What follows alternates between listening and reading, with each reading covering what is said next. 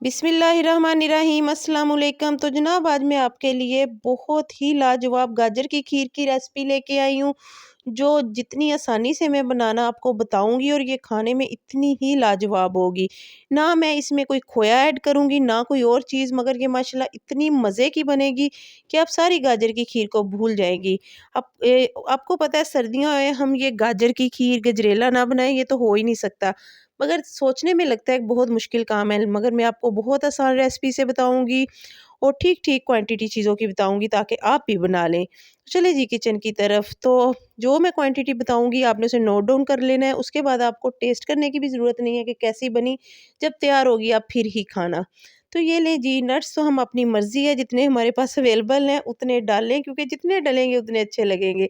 ये half cup चावल है, इनको हाफ़ आवर पहले मैंने भिगो दिया है, जिसमें हम चाय पीते हैं वो वाला कप है ये। और ये 1 प्याली चीनी है। तो इसमें हमने हाफ़ केजी गाजरें ली हैं जिनको मैंने कश कर लिया है। और ये मैं 2 लीटर दूध की रेसिपी बनाऊँगी। आप अगर दूध को ज़्यादा करेंगी तो चीज़ों की मकदार भी फिर आपको ज़्यादा करनी पड़ेगी।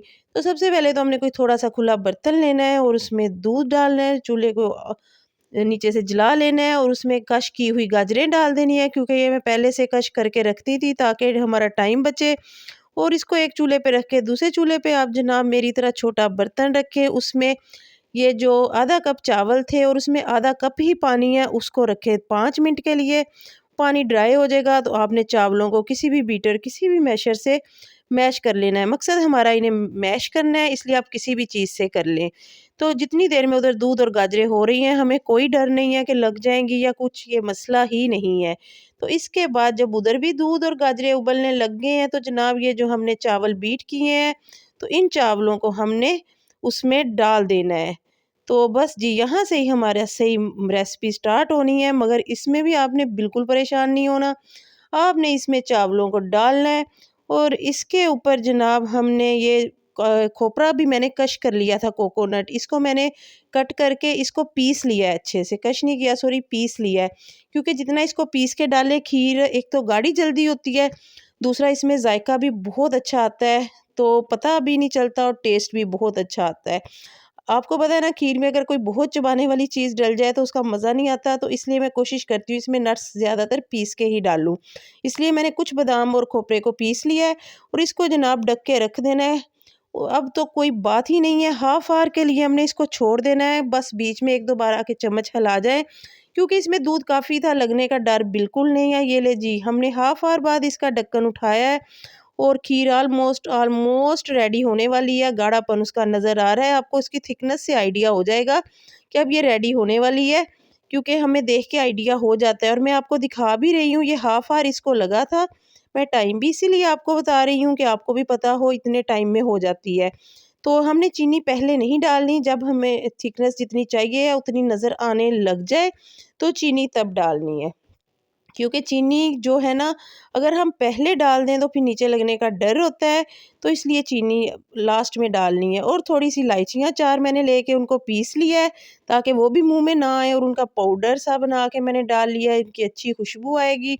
और ये थोड़ी सी किशमिश मैंने अच्छे से धो ली है, इसकी डंडियाँ उतार दी हैं और ये भी मैंने डाल दी है। अब ये खीर तकरीबन रेडी है। इस हाफ़ आवर में मैंने चम्मच सिर्फ़ एक बार आके हिलाया था और मुझे पता था वो नहीं लग रही, तो मैं फिर बाकी काम अपने निपटा लिए।